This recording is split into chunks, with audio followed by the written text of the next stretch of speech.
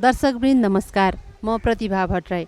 आज म हजुरहरूलाई काठमाडौँ उपत्यकामा भएका अनेकौं शक्तिपीठहरूमध्ये प्राचीन शक्तिपीठ पुरानो गुहेश्वरीको मन्दिर दर्शन गराउन गइरहेको छु। काठमाडौँ महानगरपालिकाको उत्तरी भेगमा पर्ने छिमेकी नगरपालिका तारकेश्वर र यसको वडा नम्बर 4 मा पर्ने पुरानो गोलढुङ्गा गाविस र हाल तारकेश्वर वडा नम्बर 4 नागार्जुन डाँडाको फेदमुनि फुलबारी भन्ने ठाउँमा पर्ने यो प्राचीन शक्तिपीठ तारकेश्वर नगरपालिकाको धार्मिक, सांस्कृतिक तथा ऐतिहासिक प्रमुख शक्तिपीठ हो। यस मन्दिरमा आइपुग्नको लागि गङ्गपु बस पार्कबाट बाइपास बालाजु अष्टनारायण अनि दगुर्नेपानी भन्ने ठाउँ हुँदै 1.5 किलोमिटरको यात्रा पुरा गर्नुपर्दछ।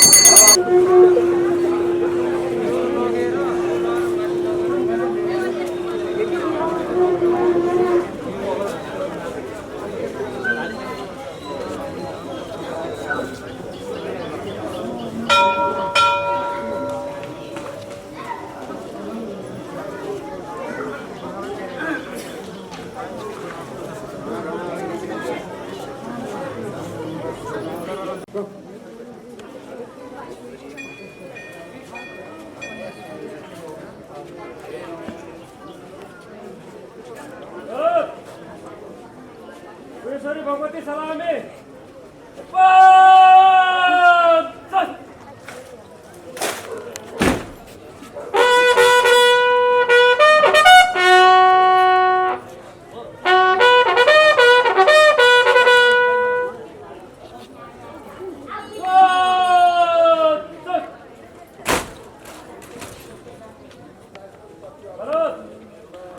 सलामी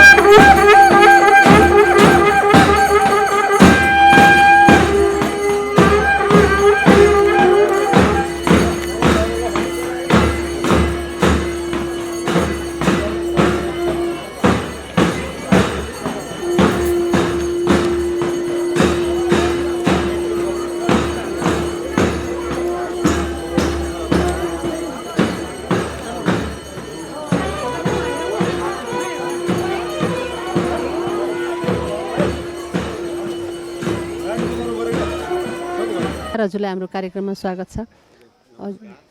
हजुर आफ्नो परिचयसहित यो पुरानो गुहेश्वरी मन्दिरको बारेमा केही बताइदिनुहोस् न। यो मेरो नाम नरेन्द्र श्रेष्ठ। म हाल यो तारकेश्वर 4 नम्बर वडाको वडा अध्यक्ष र अब मन्दिरको हजुर स्थानीयवासी पनि अनि वडा अध्यक्ष पनि यो मन्दिरलाई पुरानो गुहेश्वरीको मन्दिर भनिन्छ होइन। धेरै मान्छेलाई चाहिँ पुरानो यो गुहेश्वरीको बारेमा थाहा छैन खासै, तर यति धेरै महत्त्व बोकेको अनि प्राचीन मन्दिर हो यो। अब हजुरले चाहिँ आफूले जान्नुभएको कुराहरू यसलाई किन पुरानो भनिएको होला यसलाई बताइदिनुहोस्। यसमा अब पुरानो दुई किसिमको, यो पहिलादेखि नै हामी जन्मेदेखि नै पुरानो गुहेश्वरी भनिन्थ्यो यसलाई। यसको अब किंवदन्ती अनुसार 2-3टा छ। अब यो पहिलो चाहिँ कुरा चाहिँ यो हाम्रो त्यो जब महादेवले कालकुट विष निस्क्यो, कालकुट विष निस्किएपछि चाहिँ अब उहाँलाई एकदम दाह भएपछि अब यो जाउँ भनेर यही बाटो भएर चाहिँ गोसाइँथान जानुभएको त्यो एउटा किंवदन्ती। अनि अनि महादेव त्यसरी हिँड्नु भएपछि महादेव सँगसँगै पार्वती चाहिँ यहाँ आउँदाखेरि चाहिँ अब यहाँ ठाउँमा पुगेपछि चाहिँ रजस्वला भएकोले चाहिँ अब यहाँ 4 दिन यहाँ विराजमान भएको भनेर एउटा छ। एउटा चाहिँ अर्को स्वयम्भू पुराणमा उल्लेख जब काठमाडौँ यो पोखरी थियो यहाँबाट चाहिँ भगवती उत्पत्ति भएर यहीँबाट कमलको नाल उत्पत्ति भएर स्वयम्भू चाहिँ ऊ भएको भन्ने सुनिन्छ। अब यसको इतिहास चाहिँ अब यो मल्लकालमा पनि केही छ। मल्लकालमा चाहिँ अब यो जुन पहिलाको मल्लको त्यो योजना नुवाकोटसम्म हुँदाखेरि चाहिँ नुवाकोटको भगवतीको हिसाबले पनि यसको चाहिँ अलिकति जोडिएको छ। नक्साल भगवती त्यो नुवाकोट भगवती चाहिँ यो बाटो हिँड्दाखेरि चाहिँ यो यहीँ भएर चाहिँ जानुपर्छ भन्ने किंवदन्ती छ। त्यसकारण यो धर्मस्थली अब यही ठाउँमा स्पेसल ठाउँ छ। त्यो अहिले पनि ल्याउँछ, तर त्यही ठाउँमा मात्रै रोक्ने गरेर बालाजुमा राखेर त्यसपछि हनुमान ढोका जाने एउटा चलन छ।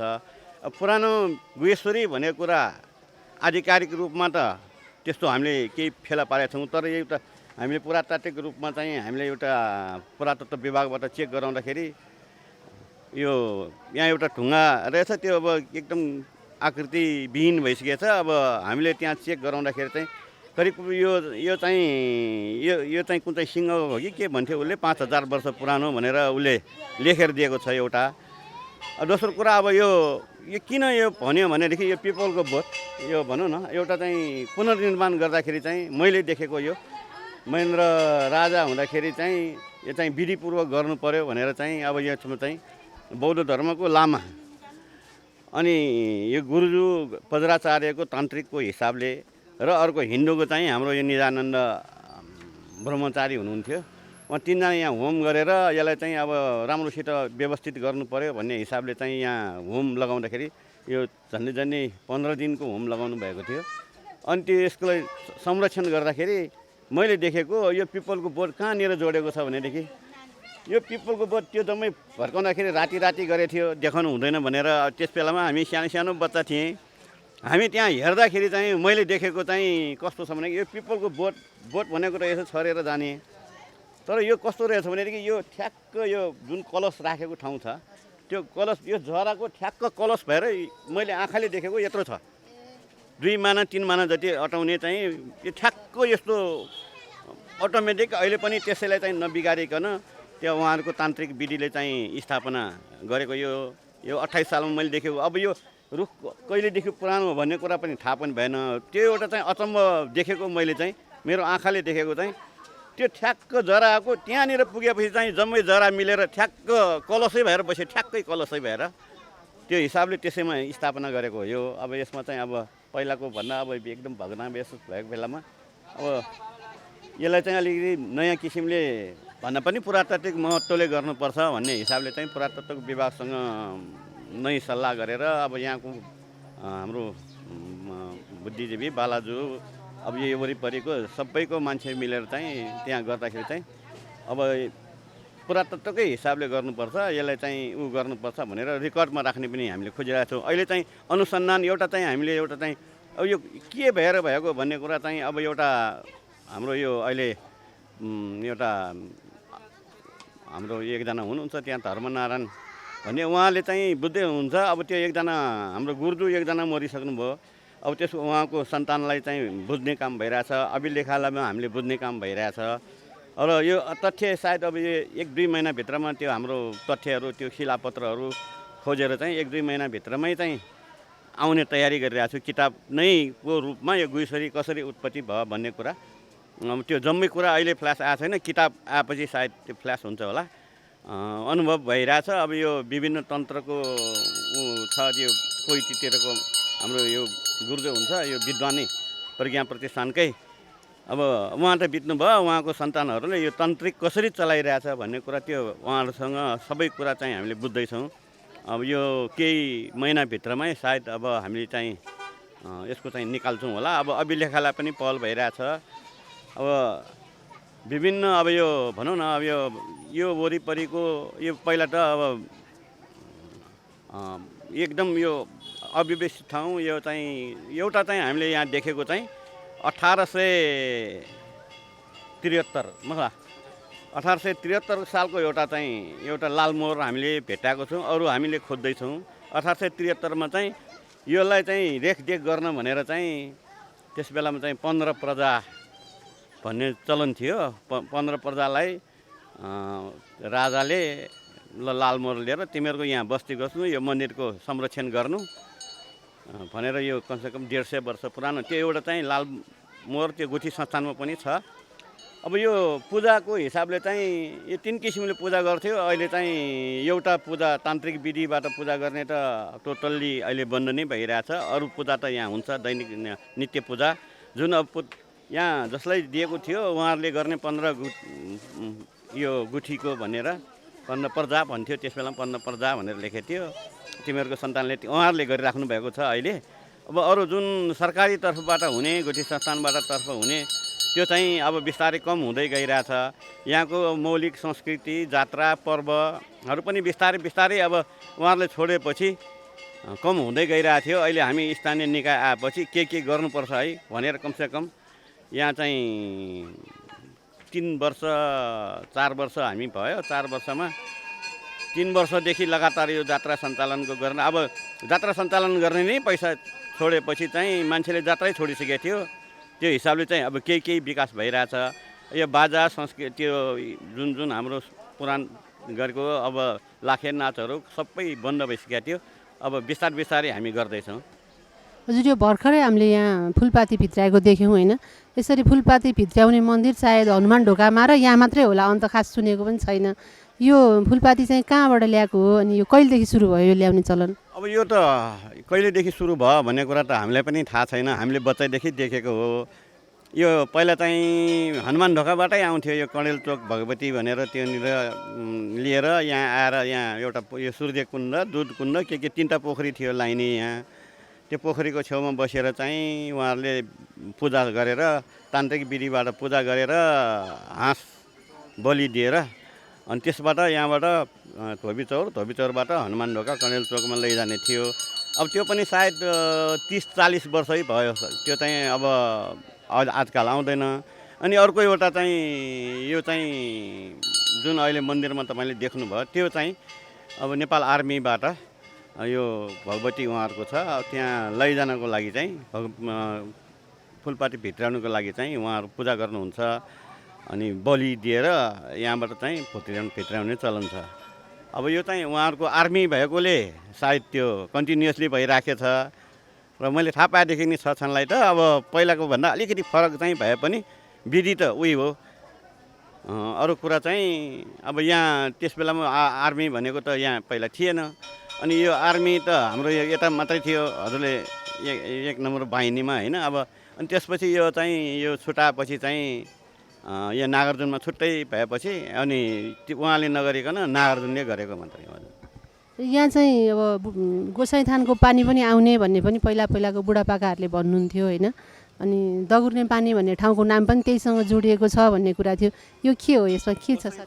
भनेर यहाँ पानी 3टा अघि नै मैले भने यहाँ 3टा पोखरी थियो। दुध कुण्ड, भैरव कुण्ड र यो गोसाइँथान भनेर अहिले स्कुल बिल्डिङ बनेछ त्यो पोखरीलाई त्यहाँ पानी आउँथ्यो। त्यो गोसाइँथानबाट आउँदाखेरि चाहिँ सामान भेटेको त यो डगर्ने पानी पोखरीमा हराएको सामान यहाँ भेटेको भनेको चाहिँ यो पोखरीमा यहाँ चाहिँ जमिन मुनिबाट पानी आइरहेको थियो। अब अहिले पानी पनि कम भएकोले यो पोखरी चाहिँ सुकेछ। अब एउटा पोखरी हामीले जीर्णोद्धार गरेको छौँ, बल्ल अर्को पोखरी बनाउँदैछौँ। अब त्यो स्कुलै बनिसकेको छ त्यहाँ, त्यस कारण चाहिँ त्यहाँनिर अलिकति एउटा सानो भए पनि बनाउन एउटा प्रतिकारक रूपमा मात्रै भनेर त्यसमा चाहिँ योजना भइरहेछ। अब त्यसको केही पछि कार्यान्वयन हुन्छ होला। यो यति प्राचीन अनि ऐतिहासिक सांस्कृतिक धार्मिक महत्त्व बोकेको यो मन्दिर होइन, आफ्नै टोलमा अनि आफै वडा अध्यक्ष हुँदा हजुरलाई आफ्नो कार्यकालमा यो मन्दिरको लागि यो चाहिँ गर्छु भन्ने चाहिँ के छ त? यदि चाहिँ मैले आफ्नो समयमा गर्छु भन्ने केही छ कि छैन यो मन्दिरको? मैले त्यही अनुसारको मैले योजना बनाएर नै कमसेकम यहाँ कस्तो भयो भनेदेखि यो यहाँको मान्छेहरू विस्थापित हुने लागेको थियो। अब हुनै स्थितिमा छ, बाहिरबाट अतिक्रमण हुने। यो कमसेकम यहाँको एउटा गुठी मात्रै बचे पनि कमसेकम यो कमसेकम 240 रोपनीको जग्गा यहाँको रहेछ। अब त्यो चाहिँ कुनै लगतमा दर्ता त छ त्यो गुठीमा, गोइश्वरीको नाममा त होइन, त्यो पशुपतिमा यसलाई चाहिँ रेखदेख गर्नु। यहाँलाई त पहिला फुलबारी भनिन्थ्यो, यहीँको फुल लगेर पशुपतिमा चढाउने भन्ने कुरा पनि चढाउने त्यो पशुपतिमा चढाउने भनेर त्यो गुठी त्यो फिल्डबुकमै लेखेछ चढाउने भनेर। मैले अघि जुन भने त्यो 1873 सालको त्यहाँ फुल चढाउने, यसलाई रेखदेख गर्नु भनेर त्यो लालमोल भएको त्यो अध्यावधिक त्यो गुठी संस्थानमा सुरक्षित नै छ। अनि अब यो पोखरीको जुन भन्नुभयो नि, पोखरीमा चाहिँ अब यो अघि नै भने मैले, अब त्यो हामी अनुसन्धान गर्दैछौँ। त्यो किताब अब सायद 2-4 महिनामा भित्रमा तयार हुन्छ होला। यो दुधकुण्ड, भैरवकुण्ड, यो दुधकुण्ड, भैरवकुण्ड र गोसाइँथान, यसलाई गोसाइँकुण्ड भनेको त्यो स्कुलको भने मैले 3टा चाहिँ थियो। अब पानी आउँथ्यो पहिला, अब अलिकति पानी चाहिँ आउन छोड्यो। अब अनि त्यहाँ तलको चाहिँ दुधकुण्ड, यहाँको चाहिँ दुधकुण्ड रे, त्यहाँ तलको चाहिँ भैरवकुण्ड भनेर भैरव पूजा गर्ने थाहा थियो हामीलाई, तर भैरवकुण्ड भनेर मलाई पनि थाहा थिएन। हजुरको अब आफ्नो कार्यकालमा आफूले गर्न खोज्नुभएका कामहरूमा सफलता मिलोस्। धेरै धेरै धन्यवाद हजुरलाई आजको समय र सम्मान। हस्, धन्यवाद हजुरलाई पनि है, मलाई यति भन्ने मौका दिनुभयो। अब जे होस्, यो ठाउँको चाहिँ प्रचार प्रसारको ज्यादै कमी भइरहेको थियो। अब हामीले सक्दो लागिरहेछौँ, नगरपालिकाबाट पनि भइरहेछ यसको प्रचार प्रसार गर्ने भन्ने कुरा, डकुमेन्ट्री बनाउने, त्यो यसलाई प्रचार प्रसार गर्ने भने। अब यही मौका तपाईँले दिनुभयो, तपाईँलाई धेरै धेरै धन्यवाद। वर्षमा पर्ने 4वटा नवरात्र, जसमा शारदीय नवरात्र, चैते दशैंको नवरात्र अनि गुप्त नवरात्र गरी 4 नवरात्र, चैत पूर्णिमा लगायत विवाह तथा व्रतबन्धका लगनहरू परेका बेलामा पनि यो मन्दिरमा अत्यन्तै चहल पहल देखिन्छ। झट्ट हेर्दा पाशुपत क्षेत्रमा भएको श्लेषमान्तक वनमा अवस्थित गुह्यकाली शक्तिपीठ जस्तै देखिने यो मन्दिरमा पनि पित्तलको अष्टकमल दलको बीचमा रहेको सानो कुण्ड नै माता गुह्येश्वरीको प्रतीक हो भने यसमाथि तिथि र पर्व अनुसार राखिने पञ्चधातु, चाँदी र पत्थरका कलशहरू नै माता गुह्यकालीको दर्शनीय स्थल हो। नागहरूको छाना जस्तो निर्माण गरी बीचमा गजुर स्थापित गरिएको यस मन्दिरको भित्र गर्भगृहमा पित्तलको अष्टदल कमलको पुष्पले सानो कुण्डलाई घेरिएको छ। जलले भरिएको कुण्डलाई नै गुह्य वा गुह्येश्वरी शक्तिपीठ भन्दै आइएको छ। विश्वभरका हिन्दू सनातनीहरूको पूजनीय स्थल यस क्षेत्रमा कुनै कुनै पुराणमा सतीदेवीको 2 घुँडा पतन भएको वर्णन पाइए पनि 10 महाविद्या काली, तारा, धुमावती, कमला, भैरवी, मातङ्गी, ललित, त्रिपुरा सुन्दरी मध्ये प्रमुख शक्तिदायिनीको रूपमा रहेको गुह्यकालीको यो मन्दिरको प्रकृति हेर्दा भने गुह्य अङ्ग नै पतन भएको बुझ्न सकिन्छ। पवित्र बागमती नदीको किनारमा अवस्थित श्लेषमान्तक वनसँगै रहेको गुह्यकाली र बालाजुबाट 1.5 किलोमिटर टाढा हालको तारकेश्वर नगरपालिका वडा नम्बर 4 स्थित फुलबारी भन्ने ठाउँमा रानीवन दरबार वा नागार्जुन डाँडाको फेदमा महादेव खोलाको केही उचाइमा रहेको यो पुरानो गुह्येश्वरीको नामले परिचित शक्तिपीठ गरी नेपालमा 3वटा गुह्येश्वरीको शक्तिपीठहरू रहेका छन्। एक शक्तिपीठ भने भक्तपुर स्थित रहेको छ।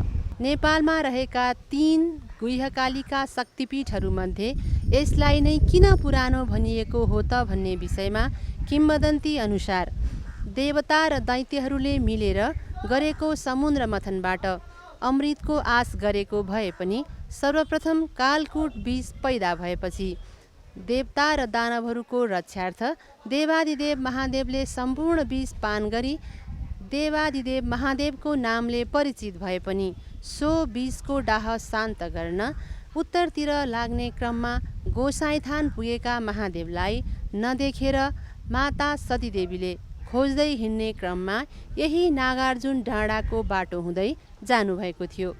सोही यात्रा गर्ने क्रममा यस क्षेत्रमा आइपुगेपछि उहाँ रजस्वला हुनु भएपछि यात्रा असहज हुन जाँदा यसै ठाउँमा विश्राम गर्नुभएको थियो र सोही समयमा उत्पत्ति भएको यो शक्तिपीठलाई पुरानो गुह्यश्वरीको नामले चिनिन्छ। यसरी पाशुपत क्षेत्रमा रहेको गुह्यश्वरीको मन्दिर सतीदेवीले आत्मदाह गरेपछि पतन भएको शक्तिपीठ हो भने यो सतीदेवी जीवितै रहँदा उत्पत्ति भएको शक्तिपीठ भएका कारण यसलाई पुरानो गुह्यश्वरी भनिन्छ। नेपाल महात्म्य हिमवत खण्ड र स्वस्थानी व्रतकथाका अनुसार बागमती नदीको किनारमा रहेको गुह्यश्वरीको मन्दिर भन्दा पनि अगाडि उत्पत्ति भएकोले यस शक्तिपीठलाई पुरानो गुह्यश्वरी भनिएको हो। स्वयम्भू ज्योतिर्लिङ्गको कमलको नाल यही कुण्डबाट निस्किएको मानिन्छ भने पुरातत्त्वविदहरूका अनुसार पनि लगभग 5000 वर्ष पुरानो मानिने यो प्राचीन मन्दिर प्रताप मल्ललाई सपना भएपछि लमकर्ण भट्टद्वारा अहिलेको स्वरूपमा तयार पारिएको थियो। तान्त्रिक विधिअनुसार पूजा गरिने यो मन्दिरमा अन्य निर्माण कार्यहरू भने बिस्तारै अन्य समयमा गरिएको देखिन्छ। यसरी सौम्यता र साहस प्रदान गर्ने देवी भगवतीको उपासना हरेक कालखण्डमा आवश्यकता परे अनुसार सबैले गर्ने गरेको पाइन्छ। सतीदेवीको मृत्यु पश्चात उत्पत्ति भएका लगभग 7.5 करोडको सङ्ख्यामा रहेका शक्तिपीठहरूमध्ये सतीदेवी जीवित नै हुँदा उत्पत्ति भएको यो शक्तिपीठ भएका कारण यो सबैभन्दा प्राचीन शक्तिपीठ हो। बाटो खन्ने क्रममा भेटिएका सिद्धिविनायक गणेशको मन्दिर पनि पुरानो गुह्यश्वरी मन्दिर नजिकै रहेको अर्को महत्त्वपूर्ण धार्मिक मन्दिर हो। पुरानो गुह्यश्वरीको मन्दिरमा 33 कोटी देवी देवताले आराधना गरेको कथन सुनिनु र यसै ठाउँमा 33 कोटी देवी देवताहरूको प्रतीक स्वरूप साना साना ढुङ्गाका मूर्तिहरू भेटिनु यस कुराका प्रमाण हुन्। साहस अर्थात् शक्तिकी देवी माता गुह्यश्वरीले सत्कर्ममा शक्ति खर्चने हर कोहीको लागि थप शक्ति प्रदान गरून्। समाजको आवाज.com